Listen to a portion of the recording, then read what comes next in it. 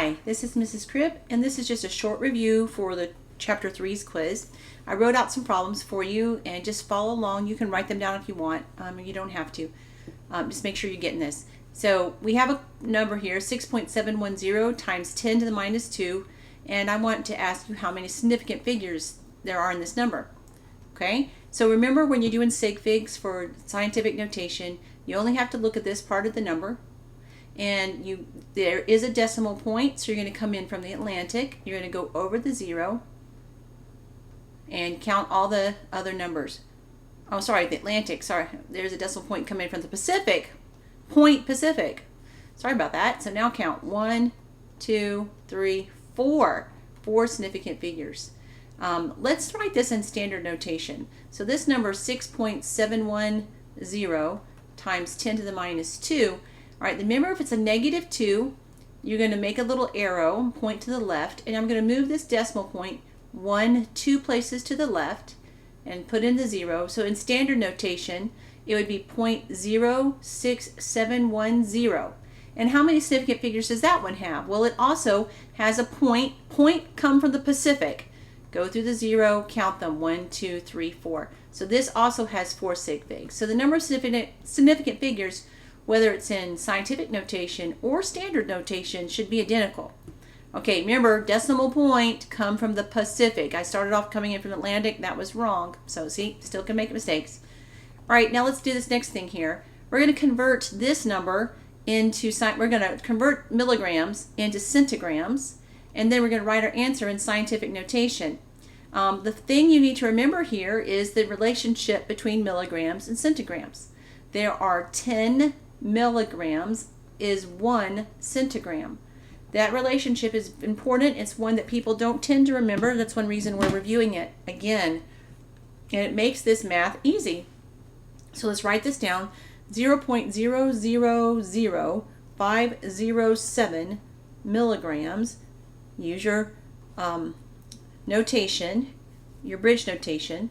I want centigrams, so the centigram portion has to go on the top. And I need to get rid of the milligrams, so the 10 milligrams has to go on the bottom. Whatever you want to cancel goes on the bottom. So numerator unit, denominator unit, cancel them out. And then you just have to divide by 10. And when I divide by 10, I'm going to go ahead and put it in the calculator and let you see, because I want you to use this calculator and the functions that I'm going to use. So it's point, and then I have 1, 2, 3 zeros, 0, 0, 0. 507, okay, divided by 10, enter. All right, automatically the calculator gives you 5.07 e minus 5, 5.07 e minus 5, 5.07 e minus 5. Well, that's what the calculator gives you, but that's not the correct notation. So we turn it into the normal way of writing it, 5.07 times 10 to the minus 5 centigrams. Again, you need to use the correct convention, and you need to write the unit over here. And so not say centigrams equals 5.07 times 10 to the minus 5. All right, now notice that the first number had, well, it has a decimal point, so I come from the Pacific, and it had 1, 2, 3 significant figures. My final number also has 3 significant figures. All right, so now let's calculate percent error, and we're going to use these two values. The first one's the accepted value or the theoretical value. We're going to first write out the formula. Percent error equals, and I'm going to use accepted minus experimental divided by accepted times 100. All right, then I fill in the numbers.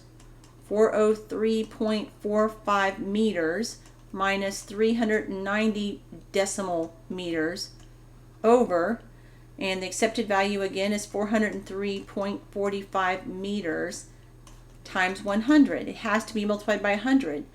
All right, in order to follow PEMDAS, you got to do this top portion first. And I'm going to do that, and I end up with 13.45. Okay, 13.45. All right, and the unit is meters. Now notice I cross this out because once I subtract the two, I'm substituting it. I'm using this now. And now I'm going to take the meters and divide by meters. Well, what is meters divided by meters? Nothing.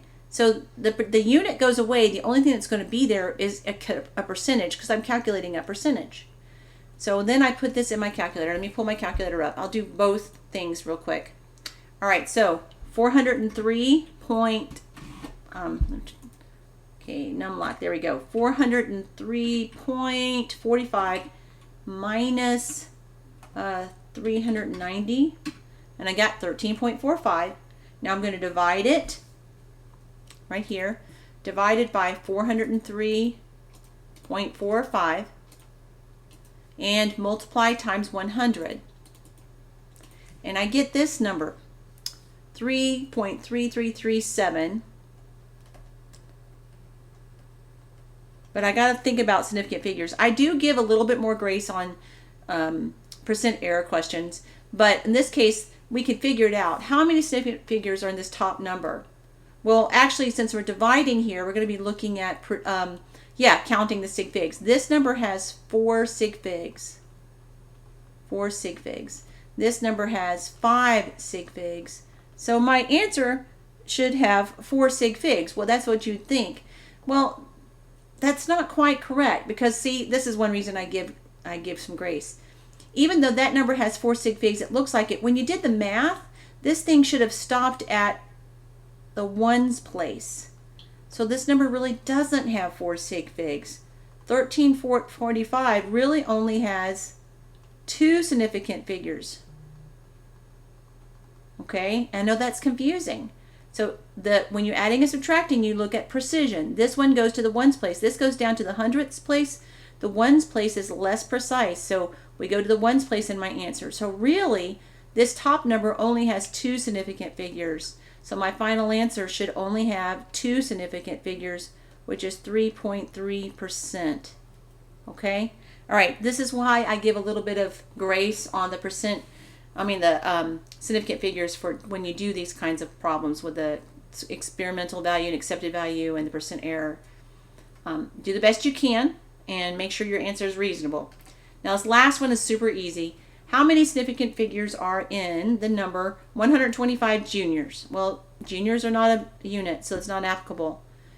How many significant figures are 1,250 grams? Now that it is absent, so you come in from the Atlantic and count 1, 2, 3, 3 sig figs. How many significant figures are in 1,250 dot meters? Well, now you have that decimal point present, so you come in from the Pacific and you count 1, 2, 3, 4 sig figs. How many are in this number?